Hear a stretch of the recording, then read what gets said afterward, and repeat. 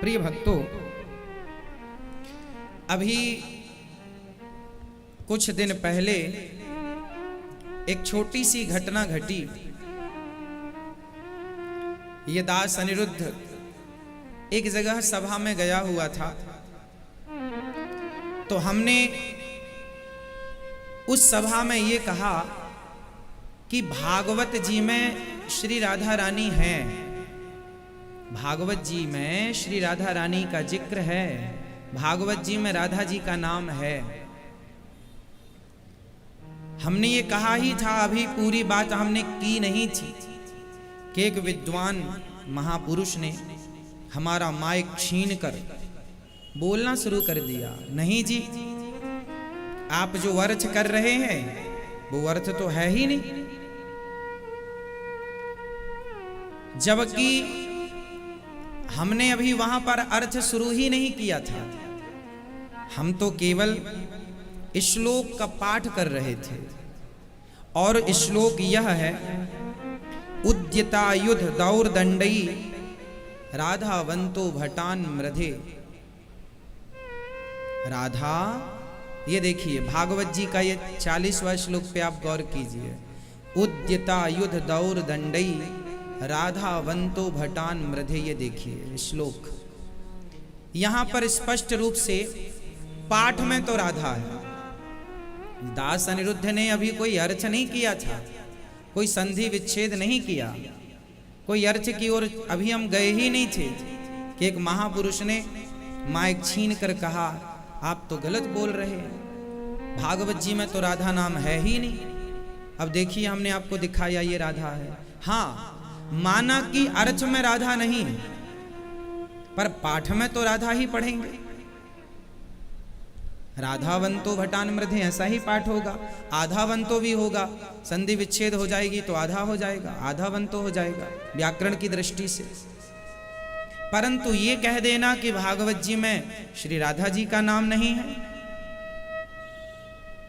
देखिए भागवत जी में राधा जी का नाम कहां है, हम आपको आज बताएंगे।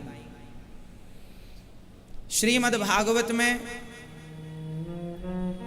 सुखदेव भगवान को श्री राधा रानी सुखदेव भगवान की गुरु है, और श्री सुखदेव भगवान जब श्री राधा रानी का नाम लेते हैं ना, तो श्री सुखदेव भगवान को लगभग 6 महीने की समाधि लग जाती है।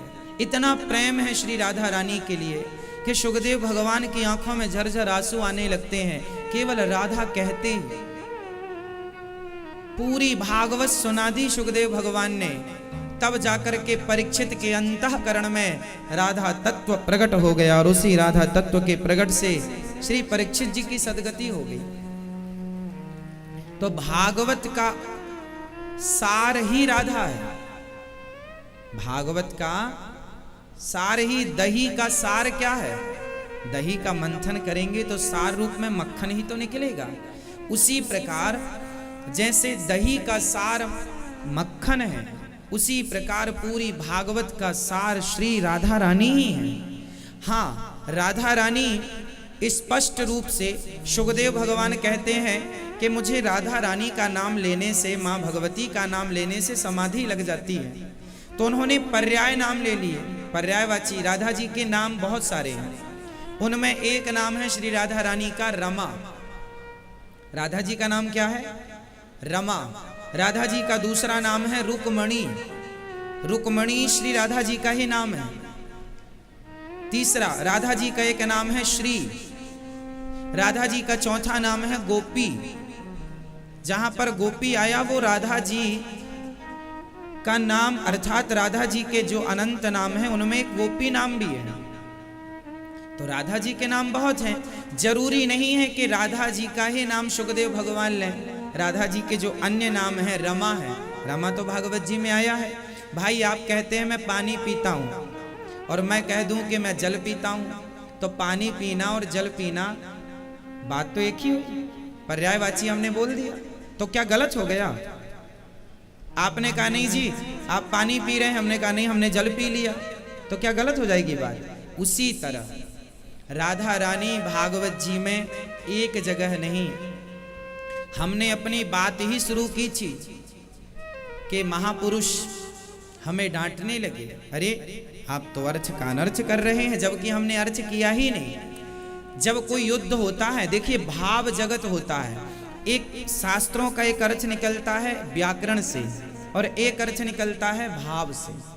अब जैसे भागवत जी का ही एक प्रसंग है कि भगवान श्री कृष्ण को देखकर जब पूतना मौसी आई तो भगवान श्री कृष्ण ने पूतना को देखकर अपनी आंखों को बंद कर लिया। भगवान ने नेत्र बंद कर लिए। अब भगवान ने नेत्र क्यों बंद किए, इस पर कोई व्याकरण का सूत्र नहीं लगेगा।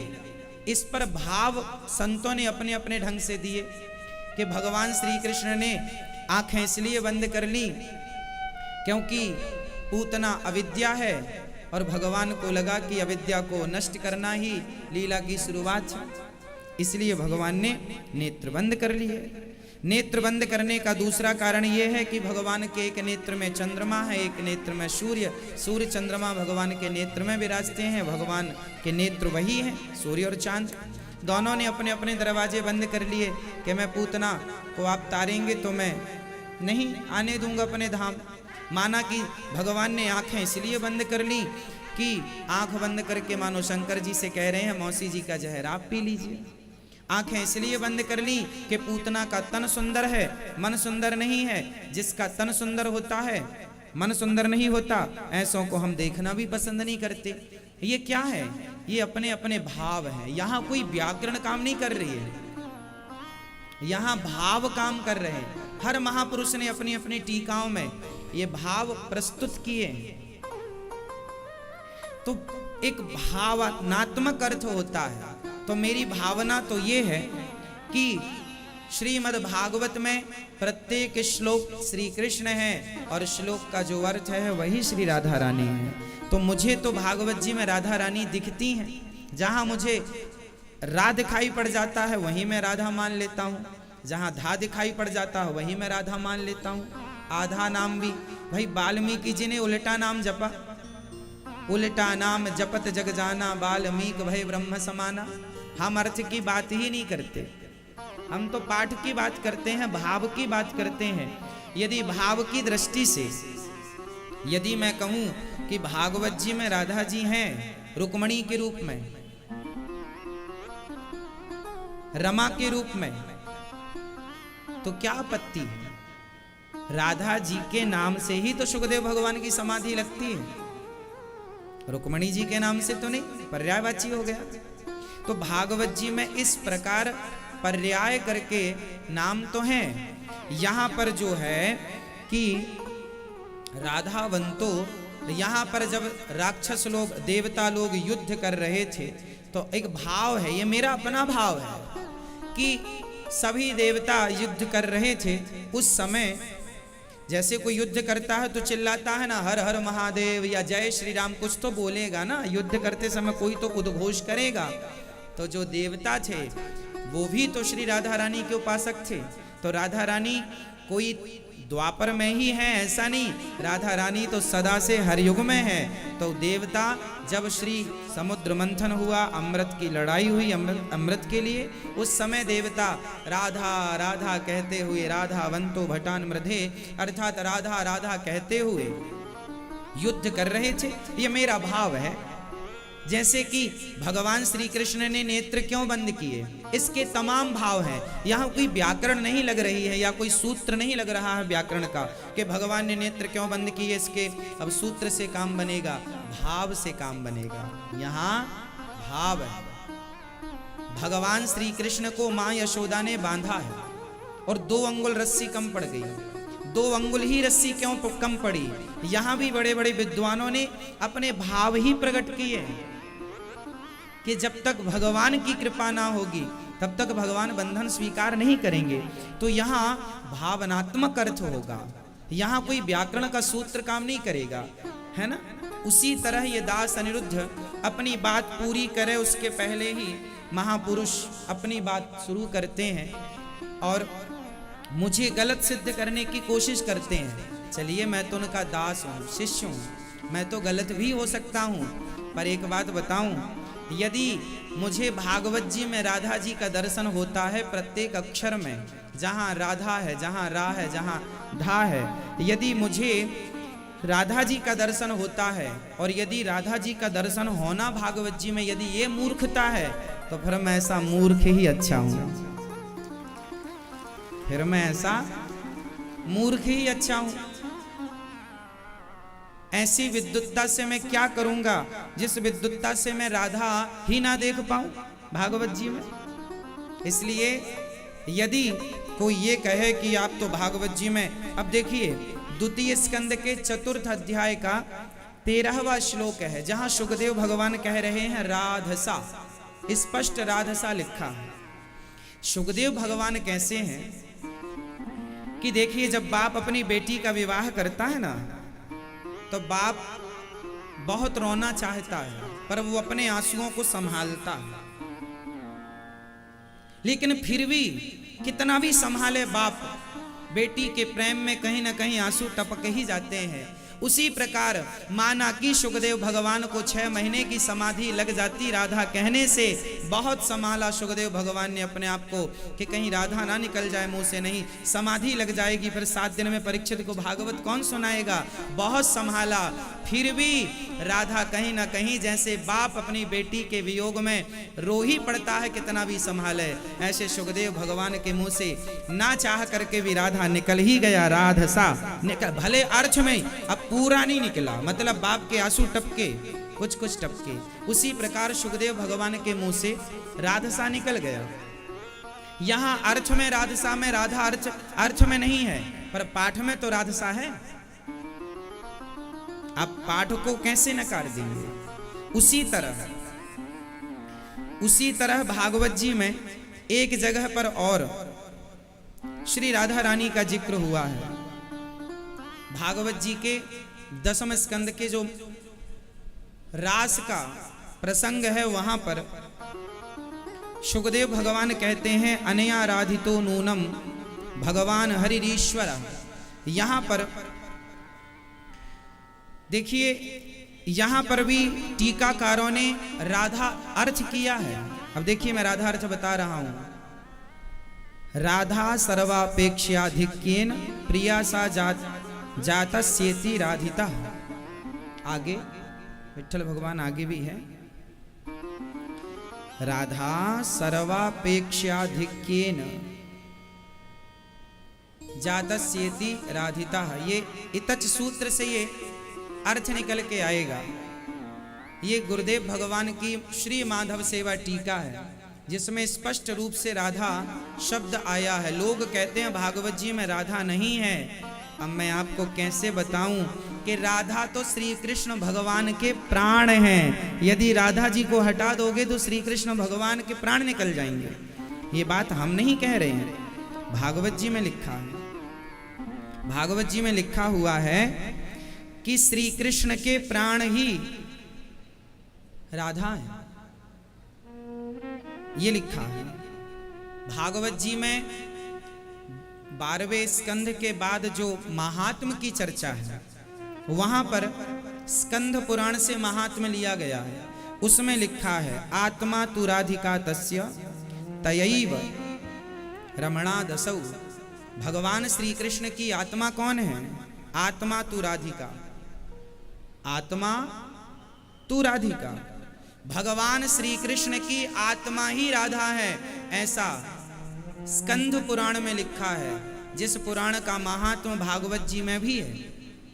तो जब श्री कृष्ण की आत्मा ही राधा है, तो किस हिसाब से ये कहा जाए कि भागवत जी में राधा जी नहीं है?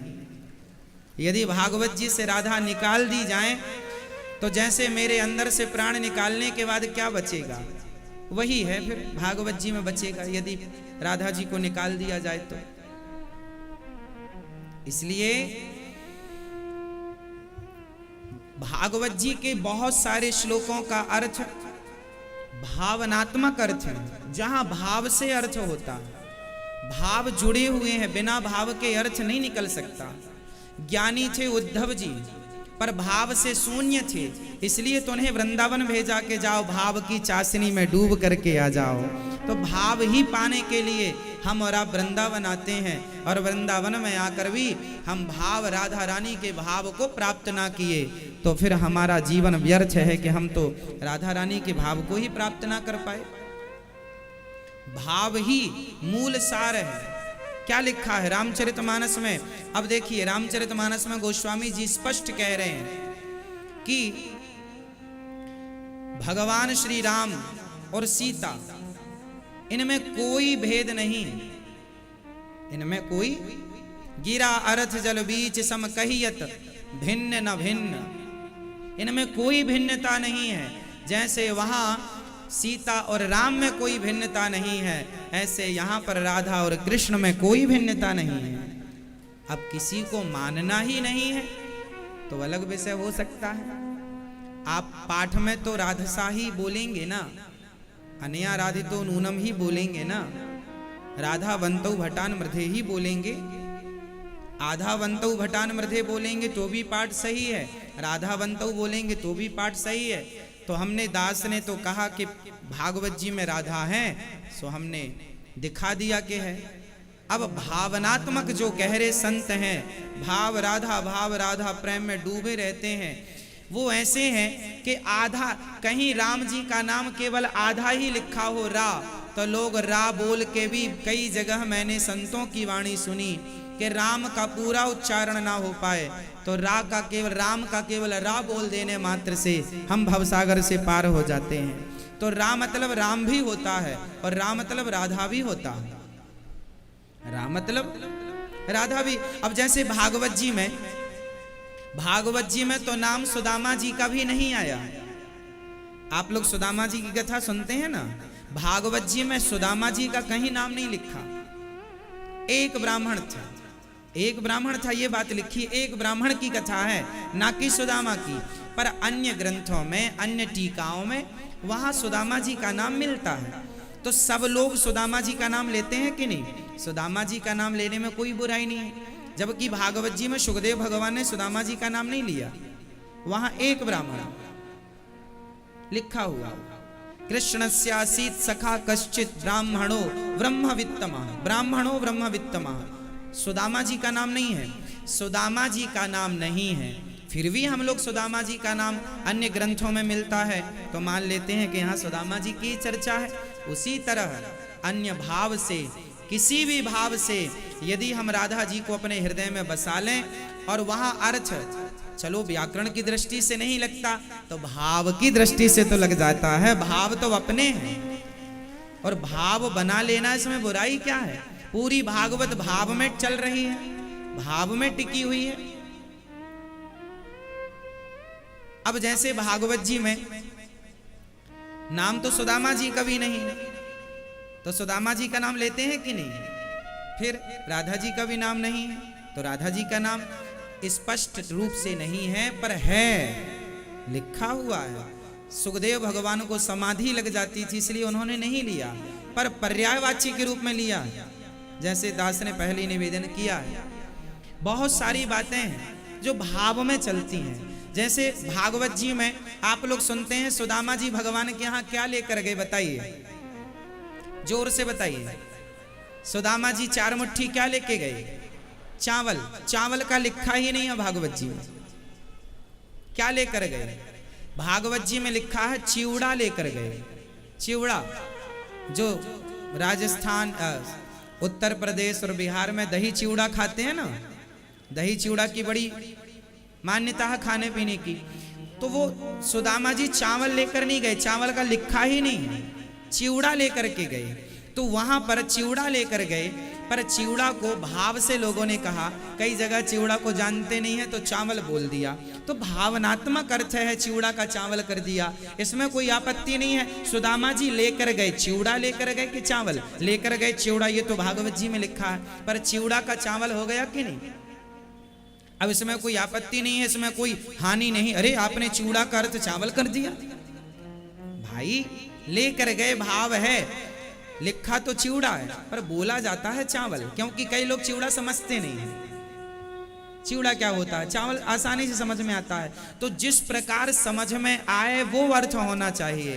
तो मेरी भावना तो कहती है कि भागवत जी में जहाँ जहाँ मुझे रा नजर आता है, मैं वहाँ वहाँ अपनी रा को राधा मान लेता हूँ। जहाँ जहाँ रा मुझे दिखता है मैं अपनी राधा मानता हूँ। और ये मेरी मान्यता है पर्सनल, मैं किसी को थोपता नहीं हूँ कि नहीं जी आप भी मानिए, आप भी मानिए मेरी। ना जी, मेरी भावना है कि मुझे जहाँ रा दिखाई पड़ जाए मैं वहाँ राधा मान लेता हूँ। ये मेरी भावना है। मुझे भागवत जी में राधा जी दिखती हैं, मुझे तो कृष्ण के प्राण ही राधा लगती हैं, लिखा है। इसलिए मैं पूरी बात रख पाता, उसके पहले ही विद्वान महापुरुष ने माइक छीन कर अपनी बात शुरू कर दी। मैंने तो अर्थ किया भी नहीं था, मैं तो भावनात्मक अर्थ पे जा रहा था, लेकिन जाने ही नहीं दिया गया और उन्होंने अपनी बात रख दी। अब बड़े हैं, विद्वान हैं, गुरु स्थान पर हैं, आचार्य चरण हैं, ये दास तो उनके चरणों की धूल भी नहीं है। इसलिए मेरा तो जो भाव है वो मैंने आपसे कहा। यदि मेरा भाव गलत है तो फिर भी मैं अपने आप को आपके चरणों में समर्पित करता हूँ, और अपराध बना है तो क्षमा चाहता हूँ। मेरा भाव है कि हर जगह मुझे राधा रानी, भाई देखने वाला पत्थर में भी भगवान को देख लेता है, और हम कैसे विद्वान कि हम भागवत जी में अपनी राधा रानी का दर्शन ना कर पाए। हाँ, देखने वाले प्रहलाद ने पत्थर में भगवान को देख लिया, तो भाव से पत्थर में भी भगवान दिखते हैं। तो जब भाव से पत्थर में भगवान दिख सकते हैं तो भाव से भागवत जी में भी मुझे राधा रानी दिख सकती हैं। इसमें कोई आश्चर्य नहीं, ये भावनात्मक बातें हैं। और ये व्याकरण की दृष्टि से नहीं है, ये ज्ञान की दृष्टि से नहीं है, ये तो रसिकों के भाव हैं। हमारे गुरु चरणों में जब हम बैठते हैं तो भाव प्रकट होता है। ये दास अनिरुद्ध, मैं तो ये जानता हूं कि मेरे श्याम सुंदर बिना राधा रानी के एक क्षण नहीं रहते। भागवत जी में अनेक जगह वर्णन मैंने सारा प्रमाण के संग आपको निवेदित कर दिया। वाणी से कोई अपराध बना हो तो विद्वान जन क्षमा करेंगे। बाकी देखिए, हम भागवत को सारे वेदों का सार मानते हैं। हम भागवत जी को सारे वेदों का सार मानते हैं। भागवत जी सारे वेदों का सार है, और भागवत जी का सार श्री राधा रानी है। 2 अक्षर राधा। आप राधा मत बोलिए धारा धारा, उल्टा बोलिए, है ना। आप बोलिए आधार आधार आधार आधार आधार आधार आधार आधार आधार आधार। आधार बोलेंगे तो राधा ही निकलेगा। क्यों निकलेगा? क्योंकि सृष्टि का आधार ही श्री राधा रानी है, कोई दूसरा है ही नहीं। इसलिए आप एक चीज और नोट कीजिए, सीता सीता नहीं बोला जाता, पर राधे राधे बोला जाता है। सीते सीते बोला जाता है, सीताराम बोला जाता है। सीताराम सीताराम क्यों जी बोला जाता है? सीताराम बोला जाता है, अकेले सीता सीता नहीं बोला जाता। लेकिन यहाँ ब्रज में राधा राधा अकेले बोला जाता है, राधे राधे राधे राधे। क्यों? क्योंकि राधा वो शक्ति है जिनके अधीन भगवान श्री कृष्ण भी रहते हैं। राधा कह दिया तो कृष्ण भी भीतर आ गए।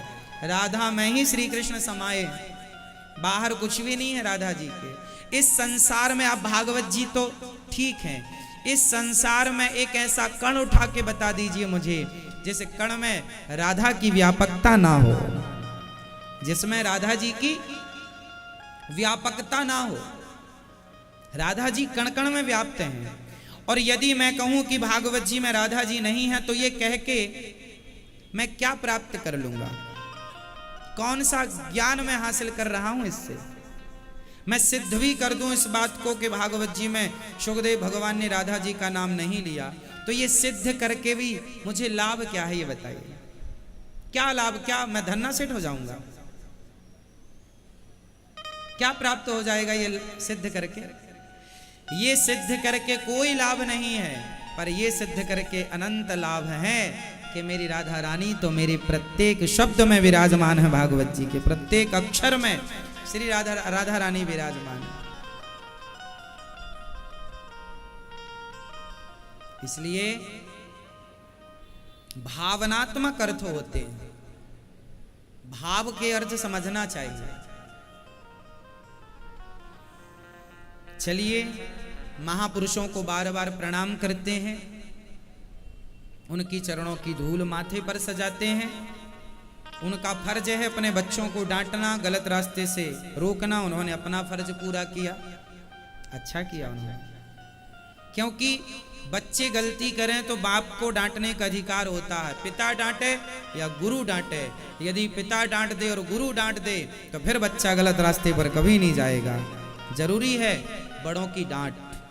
दास ने स्वीकार किया कि बड़ों ने डांटा है तो जरूर हमसे कोई अपराध बना होगा, तो उस अपराध के लिए हम गुरु चरणों के चरणों में बारंबार साष्टांग नमन भी करते हैं। यदि अपराध बना है तो यदि आप क्षमा कर सकें तो क्षमा जरूर करें। कहने का तात्पर्य यह है, देखिए जी, मैं तो सबके चरण धो के पीने वाला आदमी हूं, है ना। मैं तो अपने माँ के भी चरण दबाता हूं। यहाँ ब्राह्मण पोथी पाठ में बैठे हैं, चाहे बुजुर्ग हो चाहे बालक ब्राह्मण हो, मैं सभी ब्राह्मणों के चरण धो के पीता हूँ। ब्राह्मण भगवान ही होते हैं जो चरण धो के मैं पीता हूँ। मेरी अपार श्रद्धा है ब्राह्मणों के चरणों में। अब ब्राह्मण भले मुझे कुछ भी कहें, पागल कहें, बेवकूफ कहें, अज्ञानी कहें, जो आपका मन है आप कहिए, पर मैं तो सदा ब्राह्मणों का दास था, हूँ, सदा रहूँगा। ब्राह्मणों की सेवा मेरा आभूषण है, ब्राह्मणों की सेवा ही मेरा धन है, समाज की सेवा ही मेरा धन है। और सेवा ही, इसलिए दास ने कहा है, एक ही संकल्प एक ही नारा, सेवा ही है धर्म हमारा।